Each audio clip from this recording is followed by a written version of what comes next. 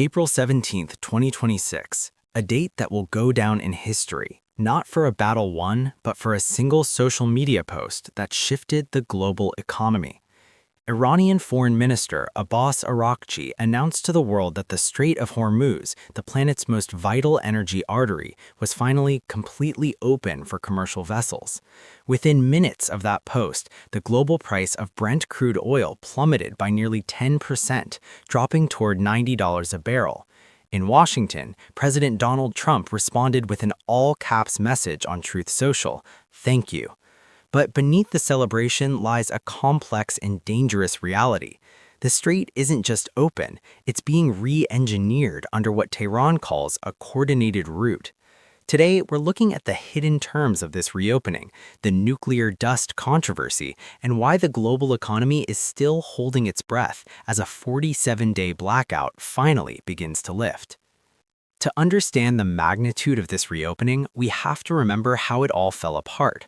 On February 28, 2026, the United States and Israel launched Operation Epic Fury, a massive campaign designed to dismantle Iran's nuclear infrastructure and security apparatus. Iran's retaliation was a masterclass in asymmetrical warfare. They didn't just attack ships, they effectively closed the door to the Persian Gulf. For 47 days, 20 million barrels of oil and products per day, representing 1/5 of global consumption, were trapped. This wasn't the 1980s tanker war where trade continued at 98% capacity. This was a total blackout where traffic collapsed by more than 95%.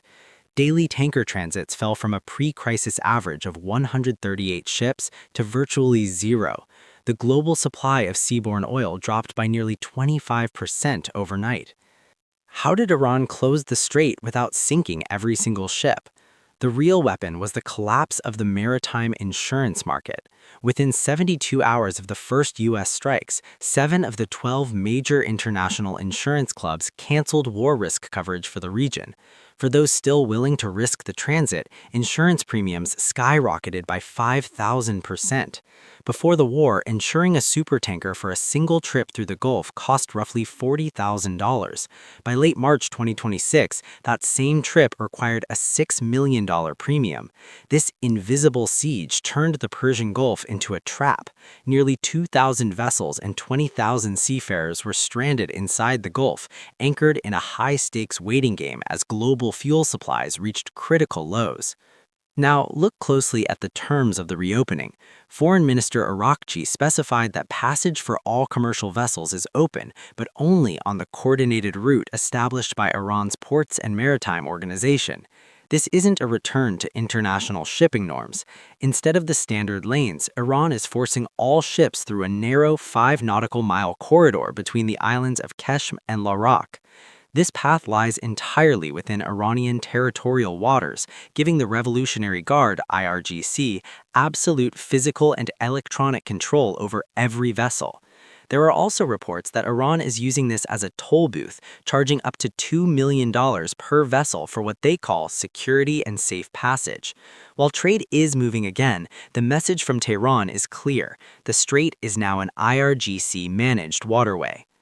While the strait reopened, a new war of words intensified. President Trump made a shocking claim that Iran agreed to hand over its entire stockpile of enriched uranium, what he calls nuclear dust. This refers to the highly enriched uranium that the U.S. says was buried under facilities struck by B-2 stealth bombers. Trump claims this material will be transported to the United States and that Iran has agreed to never pursue a nuclear weapon again. However, the response from Tehran has been a flat denial.